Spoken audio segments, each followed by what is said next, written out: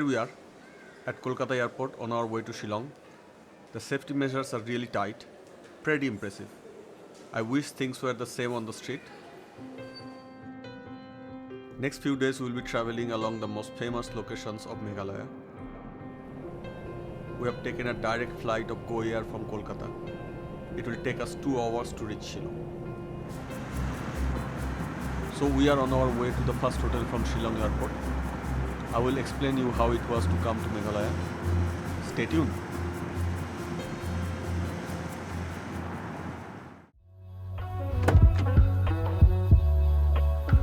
Finally, we reached Hotel Gateway Shillong.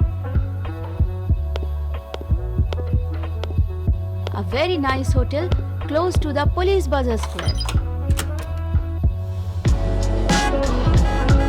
It's a perfect place to do some aerial videography.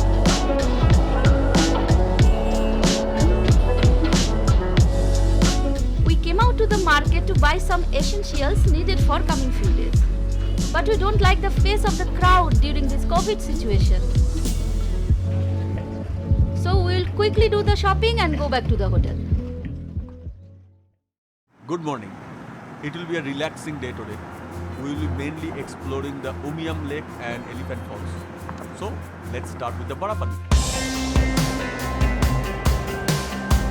Umkar Lake or Barapani means big water. It is a man-made lake around 15 kilometers away from Shillong. The aerial view of the lake is spectacular. Locals spend a lot of time on the lake fishing. It's lunchtime and we are damn hungry, isn't it? Oh, yeah. Let's go to this restaurant.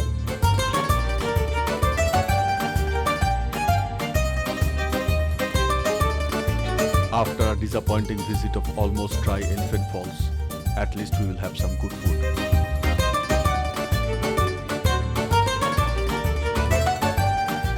Bon appetit! Today we have an early start. We will be going to Tarna village and spend the night there. On the way we will visit Wakawa Falls and Nohsngithiang Falls.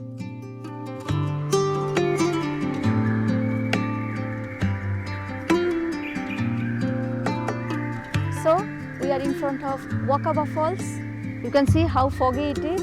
Now we'll go down near the waterfall and see how it looks.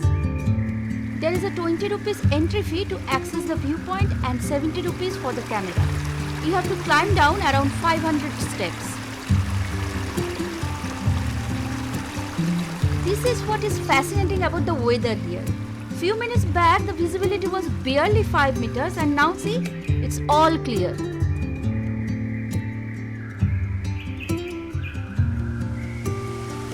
Finally we can see the Wakawa Falls. This region is known for its large waterfalls. Being the wettest place in the world, more than 10,000 millimeters of rain every year, it is not really a surprise. But most of the rainfall happens during monsoon, so the flow of the water reduces dramatically outside the monsoon season. Luckily it rained a lot yesterday and we could see some more water in the otherwise almost dry waterfalls. One must visit these waterfalls post-monsoon. The waterfall drops approximately 200 meters into the gorge in 2 different steps. There is a local legend that 2 fairies live at the falls. Here is the massive and one of the highest waterfalls of India, the famous Nohsngithiang Falls, dropping a staggering 340 meters. As per legend, this fall was named after a local lady Ka Lekai for a tragic suicide by jumping from the cliff of the waterfall. The light in this region is really moody and changes very frequently. Amazing spectacle of nature. Tourists have to pay 10 rupees per person entry fee to get to the viewpoint of the waterfall. The parking charges is 50 rupees. Unlike Wakawa Falls, the main viewpoint is just next to the parking. There is a way to go to the drop of the waterfall, but we did not manage to get there due to shortage of time. But in a place like that, you must keep some of your wish unfulfilled as an excuse to visit again.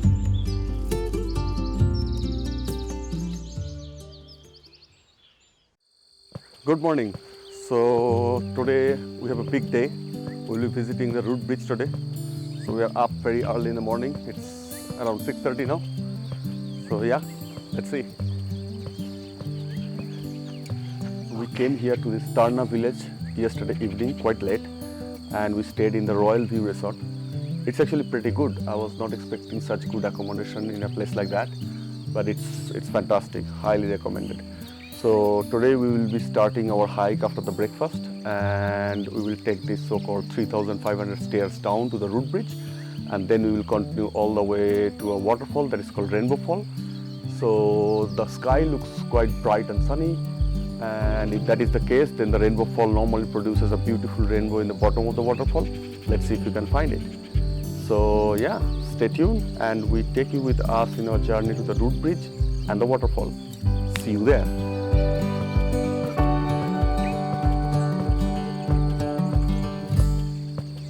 So we have started our descent towards Root Bridge. It's around 3,500 steps. Let's see how it works out.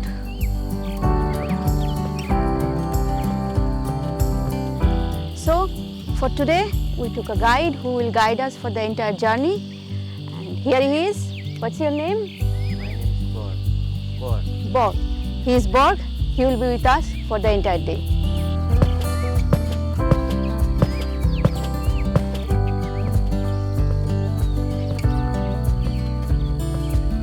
Going down is always easy. Now going up will be very challenging, it seems. We have completed 1,000 steps, 2,500 more. We didn't really need a guide here, but we tried to contribute a bit to the local economy. Yay, we have completed 2,000 steps. Now only 3 minutes to go to the longest single-decker bridge.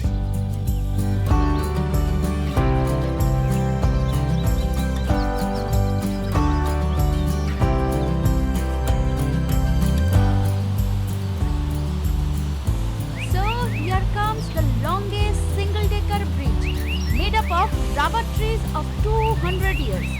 Just look at it.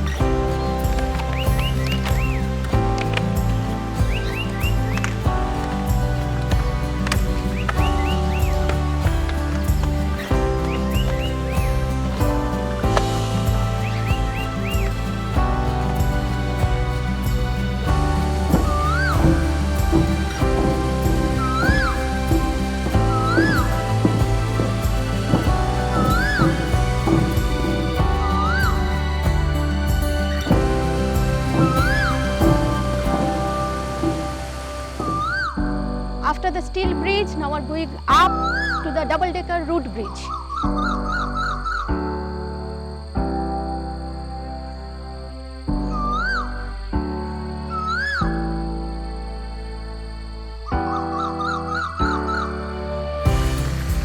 And here comes the main attraction of the day, double-decker Root Bridge. This root bridge is more than 150 years old.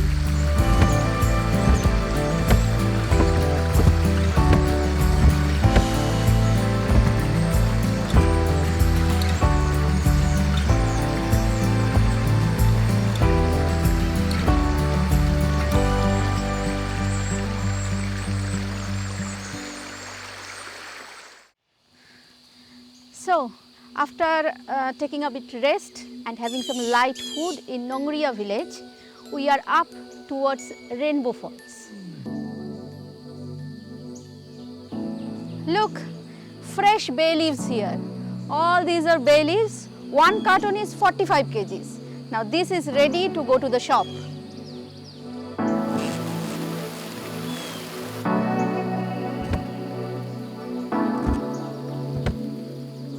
The walk from the Nohsngithiang village started with a nice flat path, and now it's becoming steeper and and stiffer and stiffer.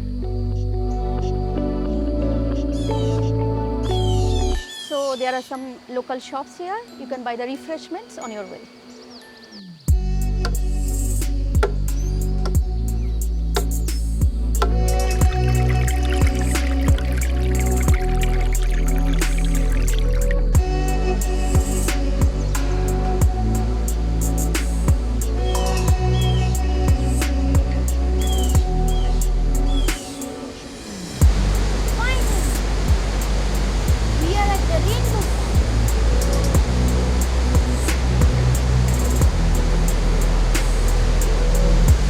This is the same water body as the massive Nohsngithiang Falls we visited yesterday. All the hard work paid off with this view.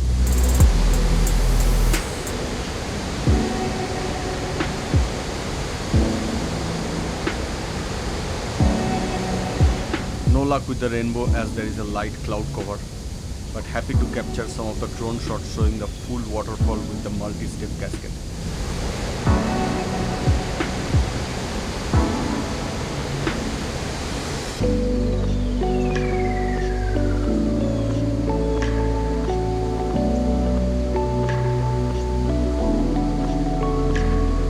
Go back and stay tonight at Nohsngithiang village and explore the double-decker root bridge tomorrow early morning once more before heading back to Tarna village. Info time! Good morning. Look where I am. The famous double-decker root bridge. And this place is completely alone for myself. Now this is not normal. When you come here a little bit late around 10 a.m. you find this full of people, and that kind of not good for the charm of this place. So you have to really come here early. Now it's like 5:30. I came here and there is almost no one. So the way to do that is that there is a village nearby called Nohsngithiang, and you should stay there and come here very early in the morning. There is a rest house called Serene Homestay, and that will be a good place to stay. But book in advance because that gets booked pretty quickly. So that's it for now. See you later. After spending some time around the double-decker bridge, it is time to say goodbye to Nohsngithiang and take that 2,500 steps up to Datta, where our car is waiting. Then we will continue to the next leg of our journey. It is always hard to say goodbye to such an incredible place. The only thing I can say is that I will be back. Another thing I forgot to mention is entry fees. There are several entry fees in this region. Nothing outrageous, but you do have to pay them. Here comes our grand breakfast. After climbing up 3,500 steps, we deserve this, isn't it? After that grand breakfast, we are on our way to Wei Sawdong, a 3-layer cascade waterfall. On the way, we will also visit Dainthlen Falls.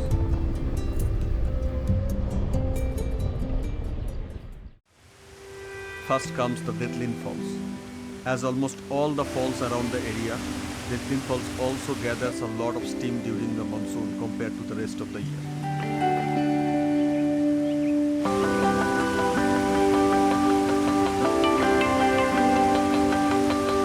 There is a small legend associated to the name of this fall.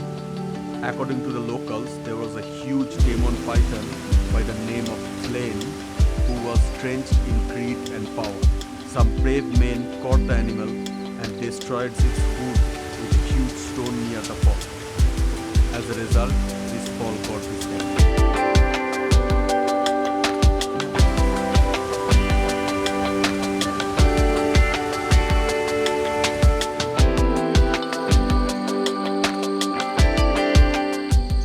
So, now we are going to Wei Sawdong waterfall.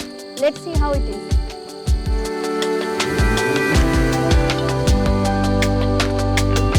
It's only a few kilometers from the Dainthlen Falls. The 3-tier waterfall is best accessible in winters as the path gets very slippery in monsoon.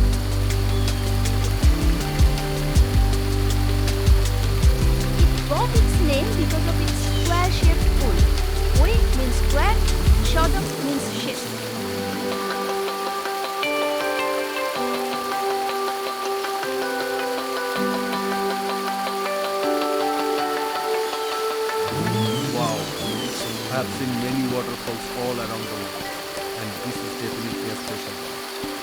three-step cascade through a lush green surrounding is a treat to watch. It definitely looks even more spectacular from far away.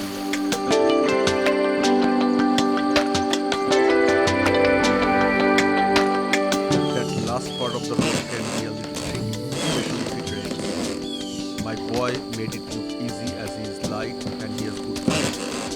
I have seen several others badly struggling and some just went back after watching those bamboo sticks. So be careful and come prepared with good shoes. But if you take the pain, the bottom of the waterfall is a treat.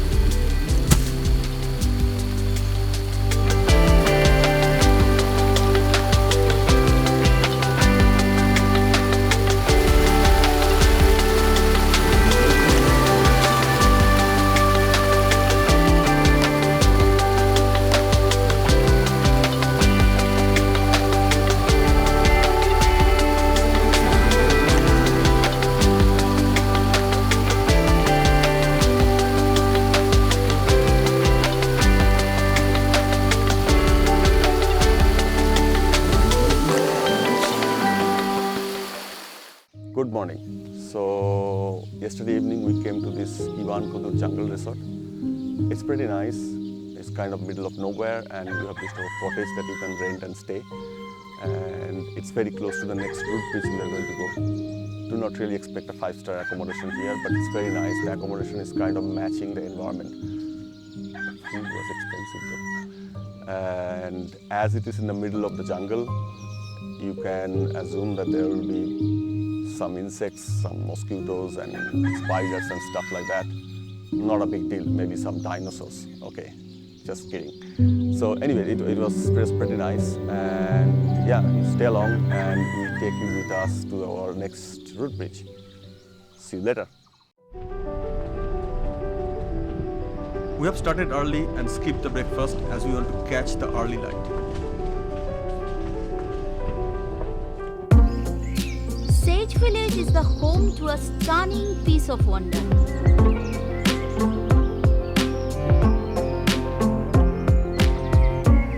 A couple of years ago, the 40-year-old bridge was totally washed away due to the massive flood, and the villagers are now rebuilding it.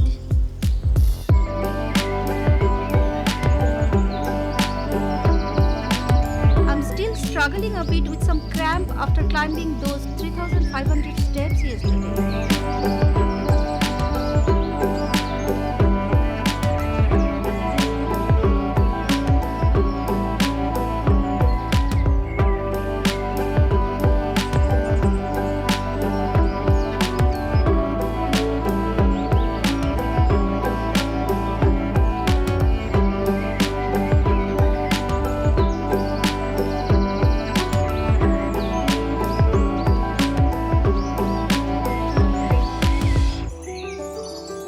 Here comes another living root bridge, Umkar Root Bridge. It's a bit less popular, but very nice. Next stop will be Mawsmai cave.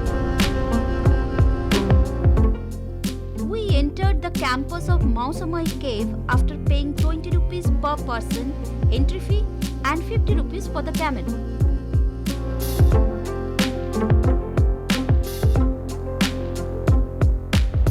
The cave is not that big. Entry to exit is around 150 meters.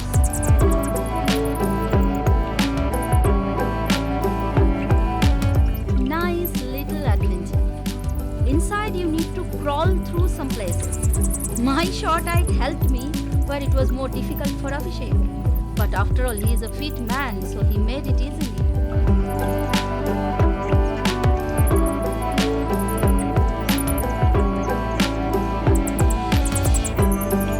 The cave is open from 9:30 a.m. to 5:30 p.m. Go early as this is pretty popular and can get crowded quickly.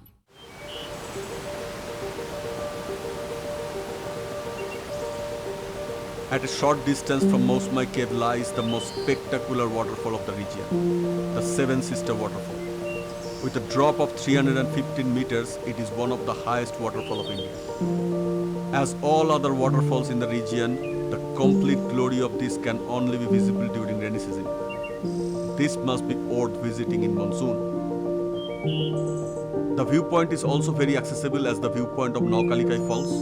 The parking lot is just next to it. The parking costs 50 rupees per vehicle.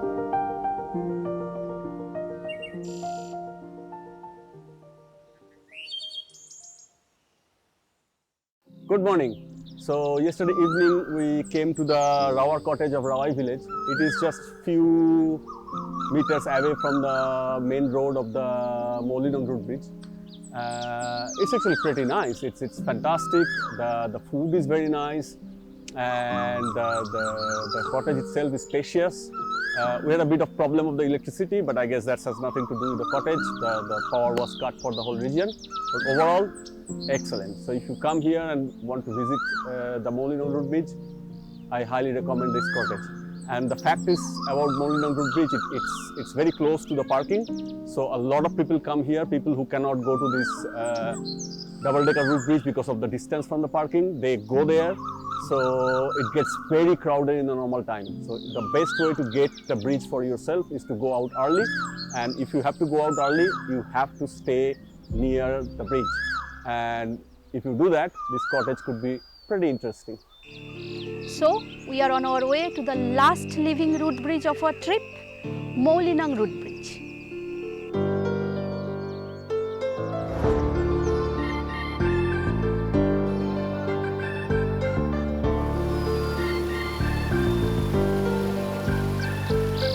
This is one of the oldest root bridges, aging around 300 years.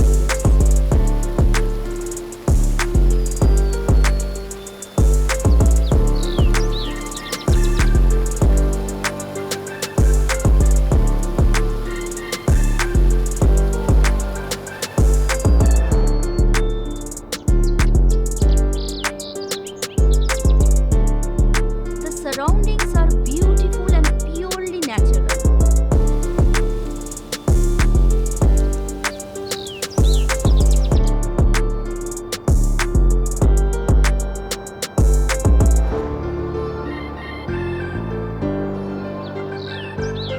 The locals even make the dustbins out of natural elements. Can you imagine?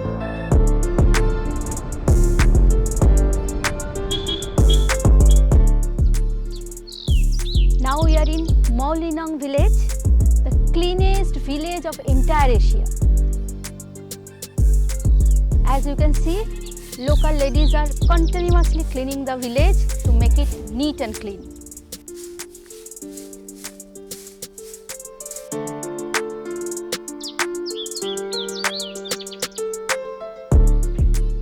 There are lots of homestays here. So next time when we will come, we will surely spend a night here.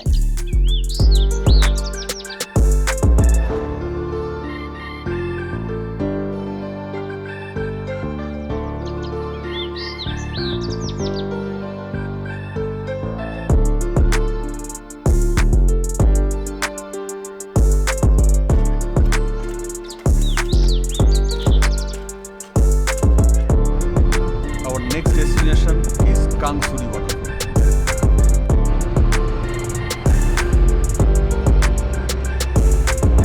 One side of the lane is completely blocked by thousands of trucks for miles. Those are all going to Bangladesh carrying large stones. We saw before that almost a full mountain top was cut down and sold to Bangladesh.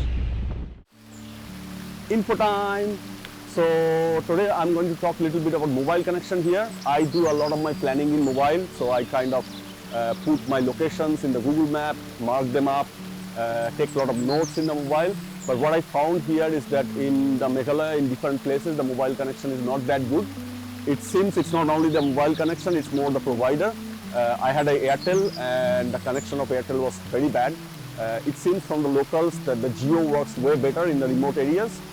Even though Airtel says everywhere that they have the best network and stuff like that, the mobile shows it's a 4G, but the speed was even worse than GPRS. In many cases, it didn't work at all. So if you're like me, who is doing a lot of planning in mobile, either go for Jio or even better, take everything as a printer out. So that will help you do the planning better. So I did this mistake, so I thought that I will explain you so that you can rectify that when you plan to come to Meghalaya. So that's it for now. See you later. Now we came to Kangsuri waterfall. You can see the waterfall far away. That's the one.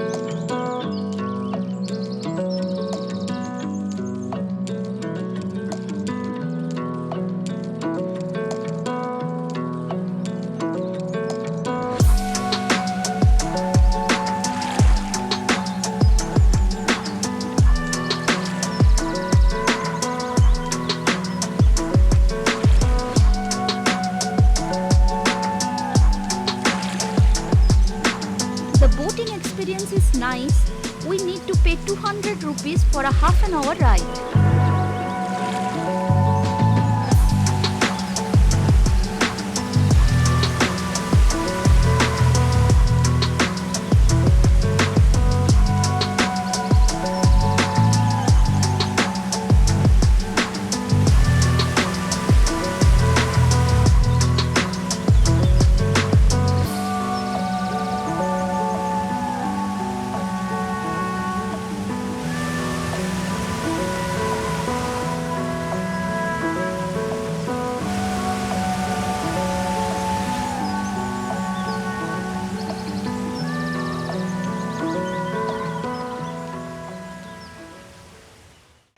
Good morning everyone.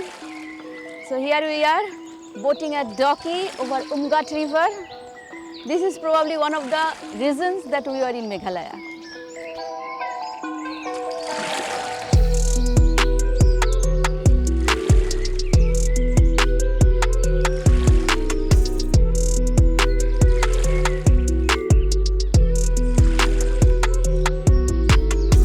Due to heavy rain during last few days, the visibility of the river has reduced dramatically.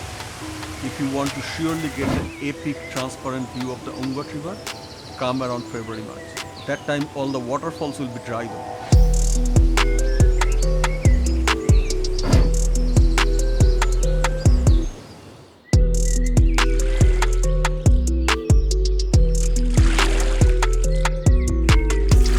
We paid 1,200 rupees for a full boat and it is absolutely worth every bit of it.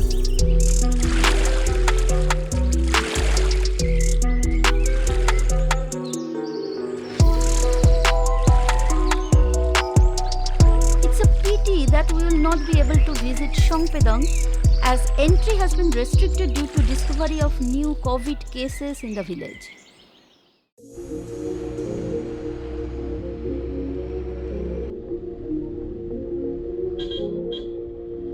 Good morning everyone. Today is our last day in Meghalaya and we'll be doing something very interesting.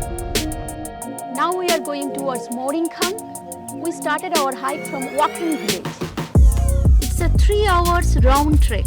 The entry fee for the hike is 50 rupees per adult, 20 rupees for children and 50 rupees for the parking. You also have to pay 20 rupees per person to access the top of the Mooringkang rock.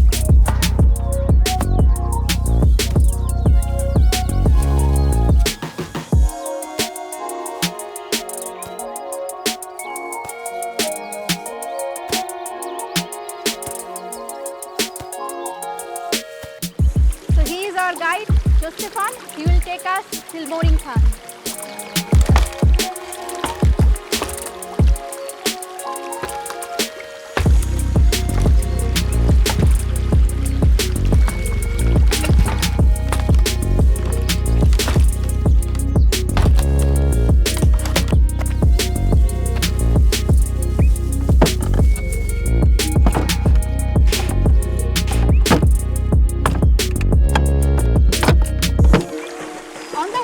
Relax a bit near this beautiful clear water.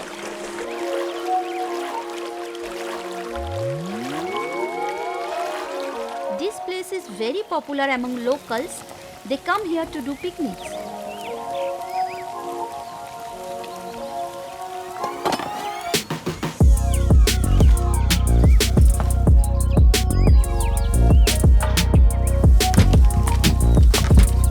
Now we are entering the main gate. Middle of the very steep hike, few minutes break for water.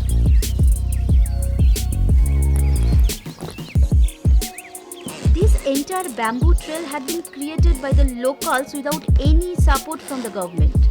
Commendable job, I must say. This is probably the most spectacular part of this hike.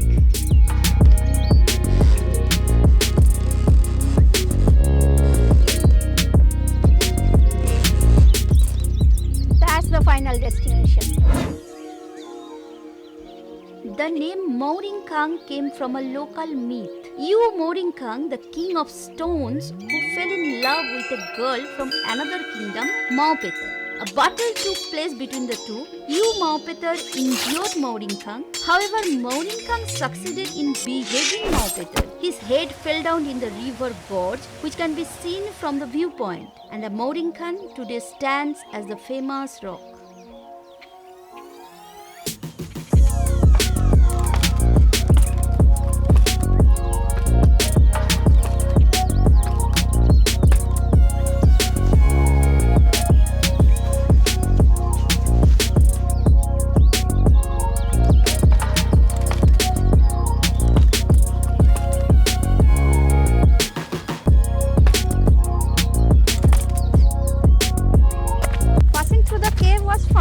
But a bit scary also. This bridge is awesome.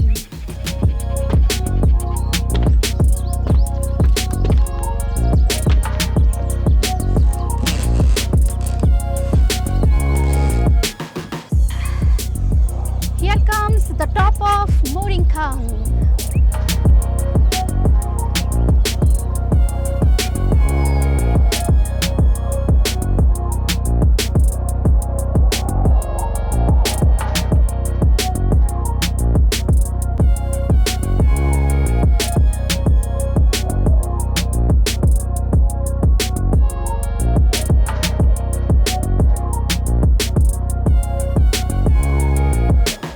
Like all good things, our trip has come to an end.